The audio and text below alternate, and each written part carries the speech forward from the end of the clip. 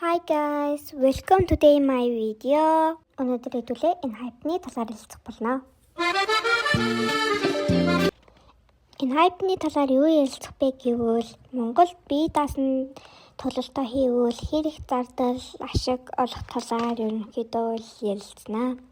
K-pop-ийн алдарт хамтлаг энэ хайпын Монголд бие даасан тоглолтоо хийнэ гэж тооцоолбол зохион байгуулалтын асар том бүрэлдэхүүн техник болон санхүүгийн шаардлага гарна.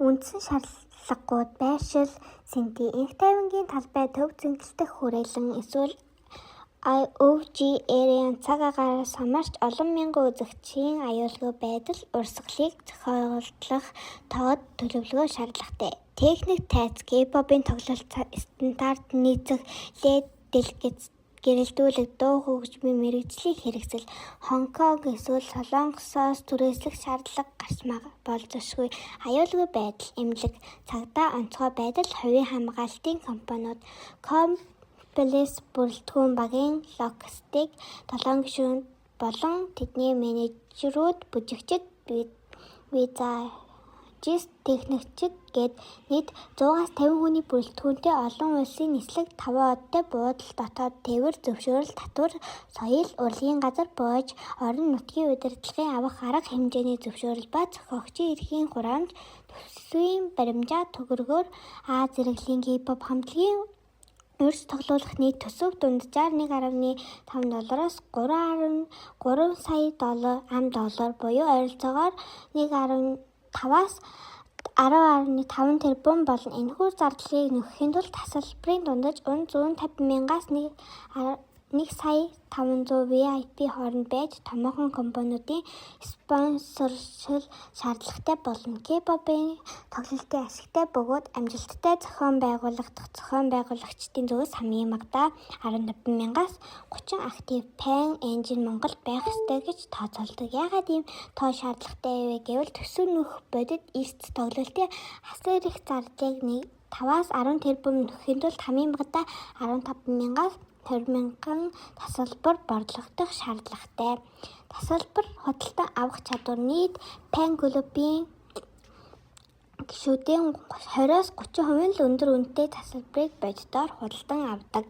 Өөрөөр хэлбэл 20 мянган хүн стадионд цуглуулахын тулд цаана фэн клубын идэвхтэй гишүүдийн тоо 60 мянгаас 100 мянга хүрсэн байх хэрэгтэй. Байршлын багтаамж төв цэнгэлдэх хүрээлэн тоглолт хийхэд дунджаар 20 мянгаас дээш үзэгч байж дүүрэн бөгөөд өөр амьсгалтай харагдана. Энэ хэмжээний эрэл байгааг баталгаажуулахын тулд албан ёсны фэн клубын бүртгэл, фэн арт, стриминг үзүүлэлт болон пентеци цуглуулж агентлагын танилцуулдаг. Энэ хайпны түүхэн дэх хамгийн олон үзэг цуглуулсан бие даасан тоглолт тэдний Pad Plus дэлхийн аялын тоглолт хүрээлэнд Японы Канавага стадионд эсвэл Стайн Супер Ариан Демо аялал тоглолтууд болон Аногийн стадионы шоунууд юм. Хамгийн том үзэгчтэй тоглолтын тоон үзүүлэлт Нисан стадион Японд нэг дор 70 мянгаас дээш үзэгч. Энэ хайпны ганц удаагийн тоглолтод цуглуулсан хамгийн олон хүний дээд амжилт Токио Демо Япон 2 өдрийн турш нийт 100 мянгаас дээш үзэгч, нэг өдөрт 50 мянган хүн Бэмо стадион Лос Анжелес Ано нэг өдөрт 22 мянгаас дээш үзэгч цуглуулсан. Тэдний Ано дахь хамгийн том стадион шоу болсон. Энэ хайпны дебют хийснээс хойш хамгийн богино хугацаанд 2 жил гаруй дотор Японы Токио Демо бие даасан тоглолтоо хийсэн K-pop эрэгтэй хамтлаг болж рекорд тогтоож байв.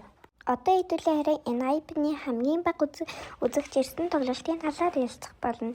Энэ хайпны хувьд цар тахлын үед 2020 онд дебют хийж байсан тул тэдний хамгийн анхны бие даасан фэн нийтэд болон аялал тоглолтуудын ихэнх үед хамгийн цөөн үзэгчтэй тохиолдлууд гарч байв.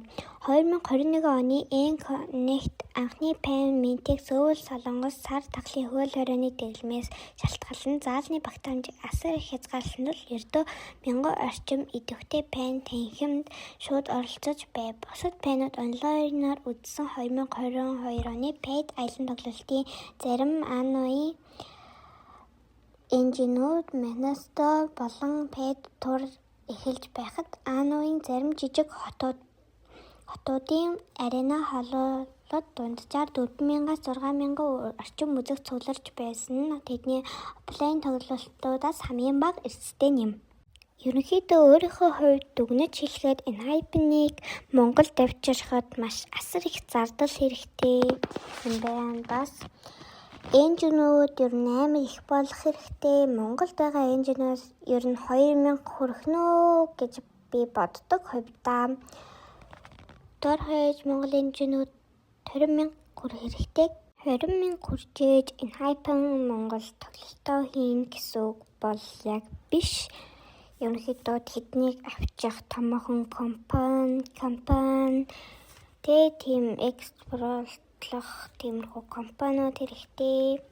Яг өөр тэр компани өөрөө ингээ яг ашиг олох үгүйгээс тооцоолж ийж энэ хайпыг авчих болохоор ер нь Монголд хэзээ ирэх нь тодорхойгүй. Ер нь бас яг хамтлаг тарах үед чирж магадгүй, тарахгүй үед чирж магадгүй. Ерөнхийдөө ирэх магадлал 100-аас нэг 20% мөн 30% тань. Ерөнхийдөө тарсныхан дараа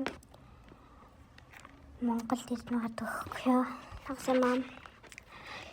Ерөнхийдөө тарахаас өмнө Монголд авчрах магадлал маш бага. 20-оос нэг 30% эсвэл 10% ч байж магадгүй.